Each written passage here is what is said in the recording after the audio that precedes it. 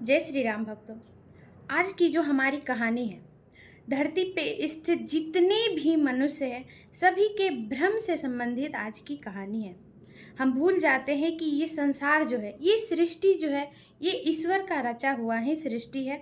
और हम मनुष्य जो है, ईश्वर के ही बनाए हुए एक पुतले हैं जो उनके ही इशारों पे चलते हैं। इस संसार में जिससे भी जो काम करवाना होता है, ईश्वर उससे वो काम करवा ही लेते हैं। और हम मनुष्य तो बस एक साधन मात्र होते हैं, पर हमें ये भ्रम हो जाता है, ये अहंकार हमारे अंदर उत्पन्न हो जाता है कि आज मैं ना रहता तो उसका क्या होता, या फिर मैं ना रहती तो उसका कार्य कैसे हो पाता। इसी से संबंधित एक छोटा सा बहुत ही सुंदर रोचक प्रसंग है सुंदरकांड का, जो मैं आज आप लोगों को सुनाने वाली हूँ। जब हनुमान जी माता सीता की खोज करने के लिए निकले थे, तब वो माता सीता की खोज करते हुए लंका पहुँचे थे। और लंका में भी उस जगह पहुँचे जहाँ पे माता सीता थी, यानी अशोक वाटिका में। और हनुमान जी माता सीता से मिलने के लिए, उनसे बात करने के लिए शुभ समय खोज रहे थे। ऐसा समय जब वहाँ पे दैत्यनी जो थी, जो माता सीता के चारों ओर घूम फिर रही थी, उन्हें ना देख पाए। तब एक समय ऐसा आया कि रावण उसी बीच आया, और हनुमान जी जो थे वे पेड़ पे बैठ के सारी घटना को देख रहे थे। हनुमान जी देख ही रहे थे, और उसी वक्त रावण आके माता सीता को समझाने लगा। बहुत ज़्यादा प्रयत्न किए कि माता सीता मान जाए और उनके साथ, रावण के साथ जाकर महल में रहने के लिए मान जाए।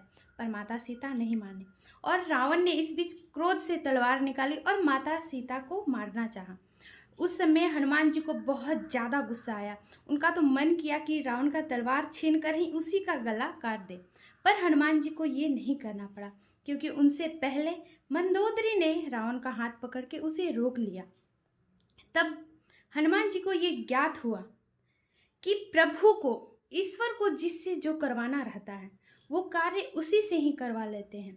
अगर आज मैं रावण को रोक देता, तो मैं ये सोचता कि अगर मैं ना होता तो क्या होता।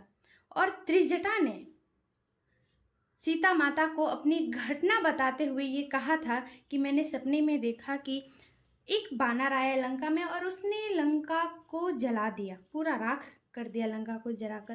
पर हनुमान जी सोच रहे हैं, पर मुझे तो प्रभु राम ने कोई आज्ञा ही नहीं दिया कि, या फिर उन्होंने मुझे बोला ही नहीं कि मुझे लंका को जलाना है। लेकिन आप खुद सोचिए, जो ईश्वर को करवाना रहता है वो होता ही है, और ईश्वर करवा के ही मानते हैं।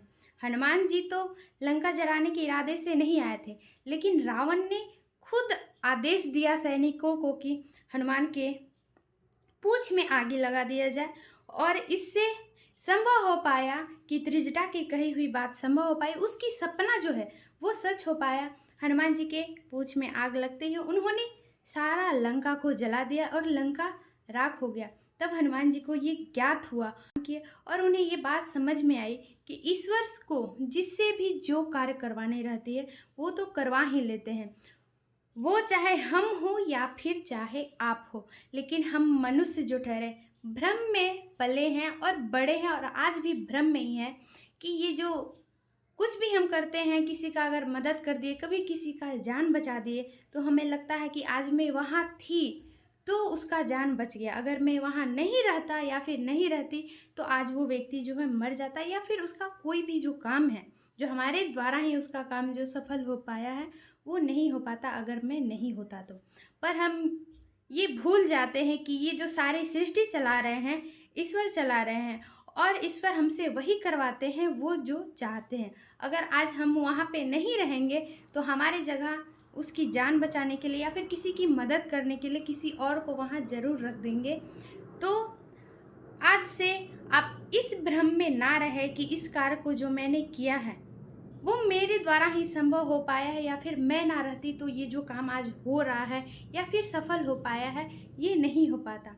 आप बस भगवान को, प्रभु श्री राम को हाथ जोड़ के धन्यवाद कहिए, उनको प्रणाम कीजिए कि हे प्रभु, आज आपने मुझे जो मौका दिया है, किसी की जान बचाने के लिए मुझे जो चुना है, या फिर किसी की सहायता प्रदान करने के लिए मुझे जो यहाँ पे या फिर इस रास्ते पे खड़ा किया था, आपका कोटि कोटि धन्यवाद।